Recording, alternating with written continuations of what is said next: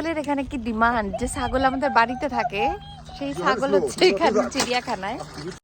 কি আর বলবো, সারা জীবন ছাগলের সাথে বড় হলাম, মানে বাড়িতেই তো ছাগল ছিল তাই না, ছাগল দেখে দেখে বড় হলাম।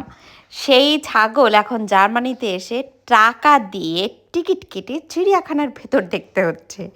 এই প্রথম আমি চিড়িয়াখানার মধ্যে ছাগল দেখলাম, আর দেখে তো আমার মাথায় হাত। ছাগলের কপালের সাথে মনে হচ্ছিল যে আমার কপালটা একটু ঘষাঘষি করি, কারণ ছাগল তো অনেক আগের থেকেই চিড়িয়াখানায় আছে জার্মানির। আমি না আসলাম 8 বছর আগে। জোকস অ্যাপার্ট, আমার ছেলে কিন্তু ছাগল ভীষণ পছন্দ করে। বাংলাদেশে 2022 সালে যখন গিয়েছিলাম তখনও সে ছাগলের বাচ্চা কোলে নিয়ে খেলেছে।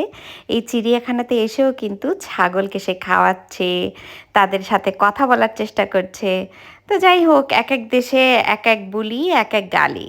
হোক ছাগলের জয় হোক জার্মানিতে, চিড়িয়াখানায় মানুষ বেশি বেশি দেখুক ছাগল। এই ছিল আজকের আপডেট। বাই।